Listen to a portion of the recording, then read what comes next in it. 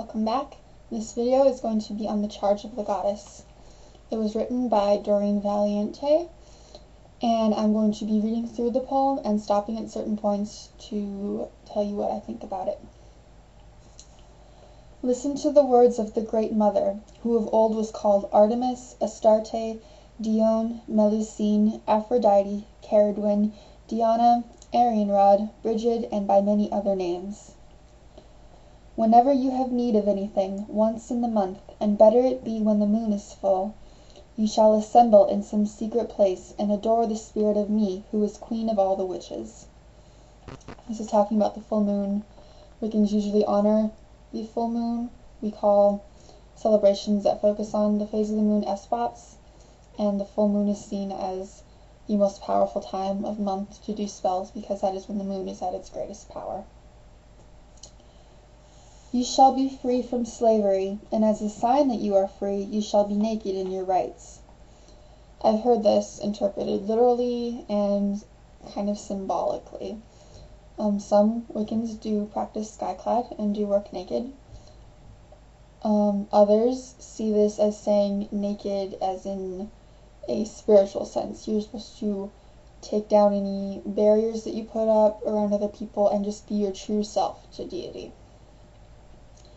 Sing, dance, feast, and make merry music, and love all in my presence, for mine is the ecstasy of the spirit, and mine is also joy on earth. This is saying that the goddess honors enjoyment, honors fun things like singing and dancing because they're joyous, and since they bring about that joyous energy, we consider them to be good. For my law is love unto all beings, mine is the secret that opens the door of youth, and mine is the cup of wine of immortality. Kind of self-explanatory. Love unto all beings. The secret that opens the door of youth. When you embrace the goddess and really open yourself to that, no matter how old you are, you will feel young forever. And the cup of wine of immortality, kind of the same concept. Once our souls are immortal, and once you kind of recognize that and join with divinity, you become immortal in a sense, in a spiritual sense. I give the knowledge of the spirit eternal, and beyond death I give peace and freedom and reunion with those who have gone before. Nor do I demand aught of sacrifice, for behold, I am the mother of all things, and my love is poured upon the earth. That first part, just kind of talking about what happens really when you die, spirit beyond death. Our spirit lives on past our physical body, reunion with loved ones who have passed before us. And then talking about how she doesn't need us to sacrifice, animals to her, because she created animals and loves animals, so why would she want us to kill them? Hear the words of the star goddess, the dust of whose feet are the hosts of heaven, whose body encircles the universe. I am the beauty of the green earth, and the white moon among the stars, and the mysteries of the waters. I call upon your soul to arise and come to me, for I am the soul of nature that gives life to the universe. Again, talking about her divine energies in those certain things and places throughout the whole earth, and how we need to connect with those and rejoice in those because they're beautiful. From me all things proceed, and unto me they must return.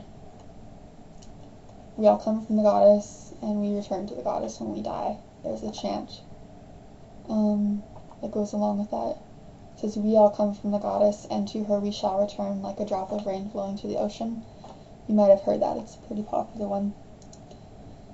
Let my worship be in the heart that rejoices, for behold, all acts of love and pleasure are my rituals. When we do things that make us happy, that bring joy to our hearts, it's considered good. It's considered pure. And love and pleasure, referring to sex, we don't see sex as a bad thing. We see it as a good thing as long as it is done consensually between both people. So all those things are of the goddess, and since they bring joy and everything, they aren't considered bad like they are in some other religions. Let there be beauty and strength, power and compassion, honor and humility, mirth and reverence within you. Talking about certain qualities that you should have within you to be a spiritually pure person. And you who seek to know me, know that your seeking and yearning will avail you not unless you know the mystery. For if that which you seek you find not within yourself, you will never find it without. For behold, I have been with you from the beginning, and I am that which is attained at the end of desire. A lot of people, when they first come to Wicca or paganism, they want to know, the mysteries. What makes it like a mystery tradition? What are the mysteries of life and everything like that? And if we just seek without ourselves, like we can seek for it within nature and within books and everything, but if we do not see that within ourselves, we won't truly find the goddess, because she is within ourselves, because she created us. We are a part of her, and we will probably first find her within ourselves. So that's very, very, very important. In order to discover the beauty and the energy of the goddess, you need to work within yourself to find her. So that is the Charge of the Goddess. I think it's an incredibly beautiful and moving poem. Hopefully you found it equally as beautiful.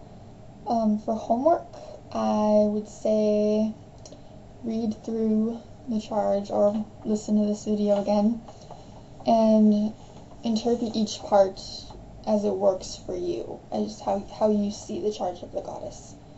So, thank you for watching, and blessed be.